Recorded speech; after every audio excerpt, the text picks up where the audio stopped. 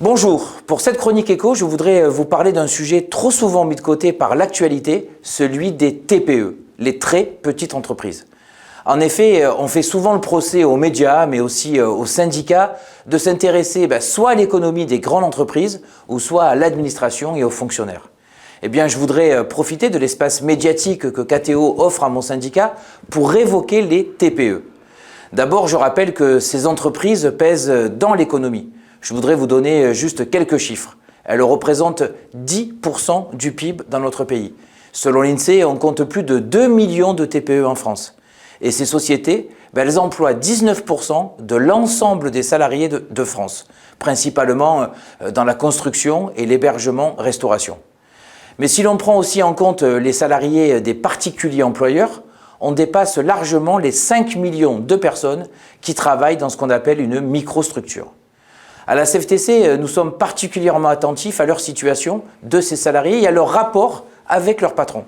Et pour cause, d'abord, nous croyons beaucoup à la force des TPE, non seulement comme outil pour l'emploi ou l'économie, mais aussi pour le dynamisme qu'elles emportent avec elles et la façon dont elles maillent le territoire national.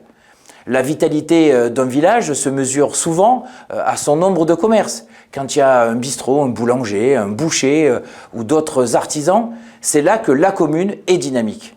Et pourtant, les salariés des TPE se sentent souvent laissés pour compte ou moins bien traités. J'en entends souvent me dire « je n'ai le droit à rien ». Alors même que les salariés des grandes entreprises, eux jouissent des avantages négociés pour eux par leur comité d'entreprise, qu'il s'agisse de la mutuelle, de la place de cinéma ou encore de la formation. Au-delà de cette injustice à corriger, j'ai une attention particulière pour les TPE et leurs salariés. C'est aussi parce que je crois que c'est là, dans ces entreprises, que l'idée de la doctrine sociale prend tout son sens. C'est fort de cette doctrine que nous considérons pas le patron comme un ennemi, mais plutôt comme un partenaire. Et forcément, cela se concrétise dans une TPE où un patron peut parfois être un père, un conjoint ou un membre de sa famille.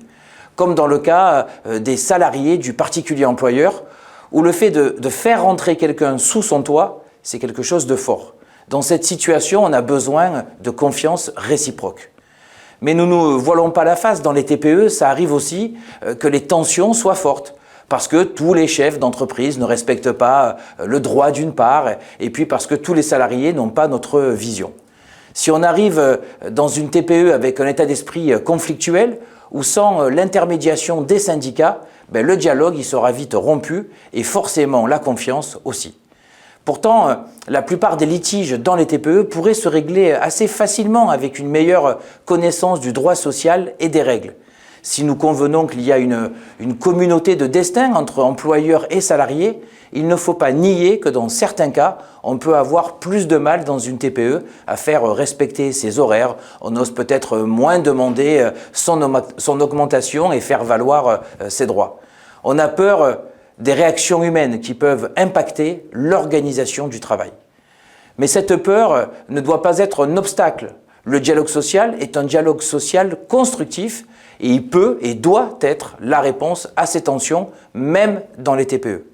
Enfin, le dialogue est surtout le meilleur moyen d'éviter que ne se présentent les problèmes, les régler en amont pour que le travail reste facteur d'épanouissement.